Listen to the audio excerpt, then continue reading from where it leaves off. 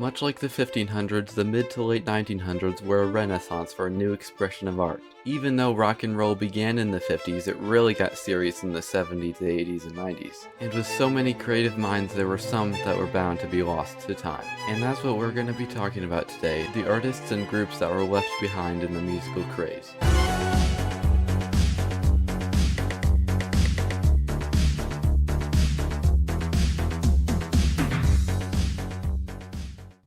Number 1. Mary Lou Zahalan.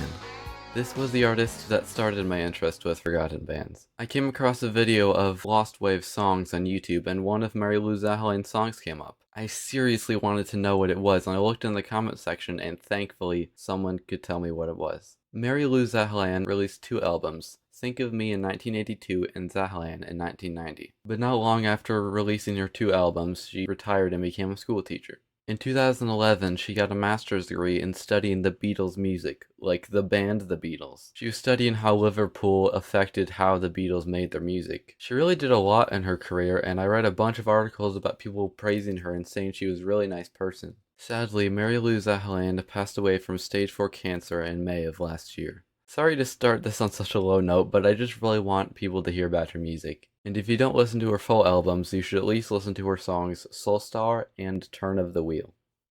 Number 2. Urgent. This Canadian band only released one album called Timing in 1984. It was created by 3 guys, Kim Hunt, Doug Bainham, and Wayne Simmery. According to Wikipedia, which was the only source I could find information about this band, they lived in their studio for 3 months just practicing and writing daily. Other than that, there really isn't much about this band on the internet, but I just really like the album cover and their songs are actually pretty good. I would say their song Killer Love is probably their best. Number 3. Spies.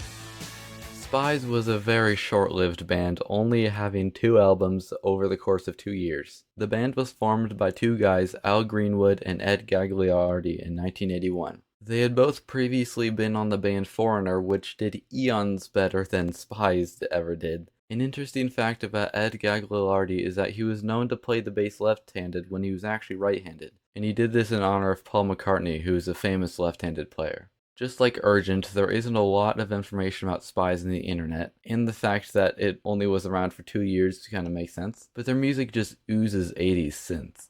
Basically all their songs are good, notable ones being Don't Run My Life, Midnight Fantasy, and She Can't Wait. Number 4. Van Zandt. There is so much more information about this band on the internet, so it was a lot easier to research. It was composed of 2 brothers, Donnie Van Zandt and Johnny Van Zandt, who are also the brothers of Ronnie Van Zandt, who is on Lynyrd Skynyrd. This band is very interesting because in the 80s they were like a hardcore 80s rock band, but then come 2005 they released a country album. They got a bunch of top country singles with that one, so I'm sure it was a good idea.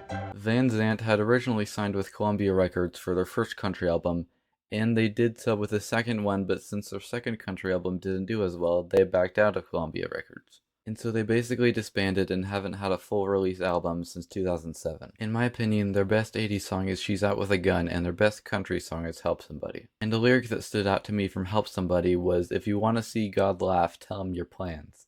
Number 5. Beocoup.